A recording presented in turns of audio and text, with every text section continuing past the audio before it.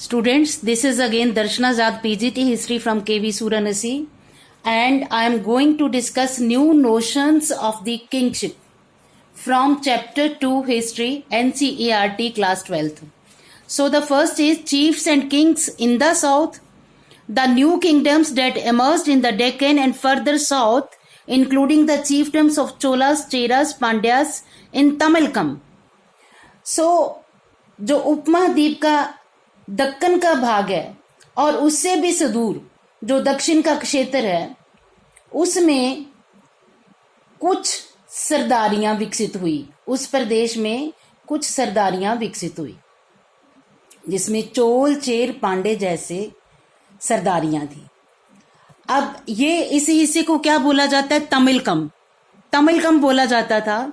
The name of the ancient Tamil country, which included the part of present Andhra Pradesh, Tamil Nadu and Kerala. So इसको एक Tamil country के नाम से तमिलकम बोला जाता था, जिसमें आंध्र प्रदेश, तमिलनाडु और केरला का कुछ भाग था। They proved to be stable and prosperous. So ये बहुत ही स्थायी और बहुत ही समृद्ध सरदारियां साबित हुई। Now chiefs and chiefdoms.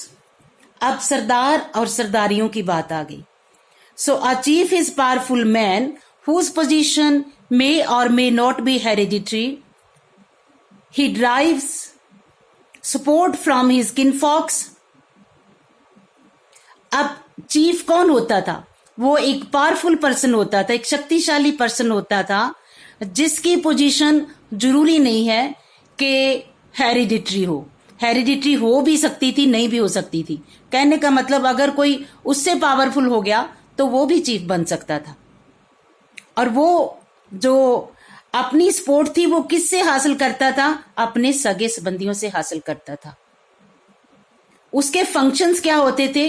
Performing special ritual, leadership in warfare and arbitrating disputes. So उसके मुख्य रूप से जो सरदार के फंक्शन होते थे वो होते थे कि एक तो उसने रिलीजियस जो भी यज्ञ वगैरह हैं या कोई स्पेशल रिचुअल करने हैं उसने, उसके बाद युद्ध होते हैं जब, तो उस वक्त उसने लीडरशिप करनी है, और उसके बाद जब डिस्प्यूट होते हैं तो उसमें मध्यस्थता करनी है, उसको निपटाना है। तो इस तरीके से ये उसके मुख्य काम होते थे। He receives gift from the subordinates, वो अपने से अधीन लोगों से गिफ्ट लेता था, and distributes these amongst his supporters, और अपने ही सपोर्टर्स के बीच में उसको डिस्ट्रीब्यूट भी कर देता था। Generally there are no regular armies and officials in the chiefdoms. अब यहां पर जो सरदारियां होती थी वहां पर कोई रेगुलर आर्मी जहां ऑफिशियल्स स्थायी रूप से नहीं होते थे। अब यहां पर ही बच्चे हम लोग इसका एक डिफरेंस कर लेते हैं किंग्स के बीच में और चीफ्स के बीच में। यहां मैंने कहा कि वो लोगों से गिफ्ट लेता था, लेकिन दूसरी तरफ जो किंग्स होते थे वो लोगों से टैक्सेस लेते थे।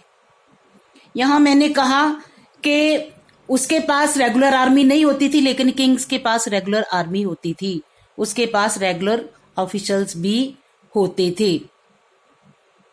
तो ये किंग्स के बीच में और सरदारों के बीच में डिफरेंस होता था। अब सोर्सेस, अब जे दक्षिण भारत की जो सरदार हैं या सरदारियां हैं या किंग्स हैं, उनके लिए उनकी जानकारी के लिए हमारे सामने जो स्रोत हैं वो कौन कौन से हैं? So variety of sources, but most important, बहुत सारे सोर्सेस हैं बट सबसे ज्यादा इंपॉर्टेंट है तमिल संगम टेक्स्ट।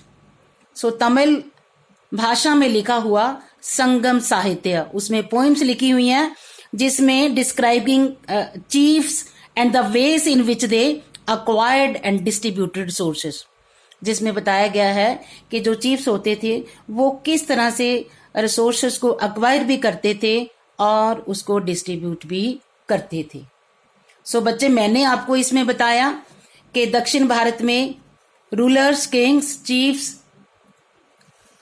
सरदार थे, और चोला, चेरा, पांड्या जो थे तमिलकम एरिया में सबसे ज्यादा महत्वपूर्ण थे और बड़े स्टेबल और प्रोस्परस प्रूव हुए। अब तमिलकम किसको कहा जाता था? आंध्र प्रदेश, तमिलनाडु और केरला के कुछ पार्ट को, उसके बाद मैंने आपको किंग्स के बीच में और चीफ्स के बीच में थोड़े फंक्शन जो थे वो डिफरेंशिएट कर दिए कि एक तरफ जो है मेन फंक्शंस जो चीफ के रहेंगे वो सोशल कुछ स्पेशल रिचुअल्स जो हैं वो परफॉर्म करेंगे और लीडरशिप करेंगे वॉर के दौरान, और उसके बाद डिस्प्यूट जो है वो सॉल्व करेंगे, गिफ्ट लेंगे अपने सबॉर्डिनेट से, उसको डिस्ट्रीब्यूट भी करेंगे अपने सपोर्टर्स के बीच में। पावर भी जो है उनकी जो है सपोर्टर की मदद से ही आती है एक तरह से, जो उनके किनफॉक होते हैं।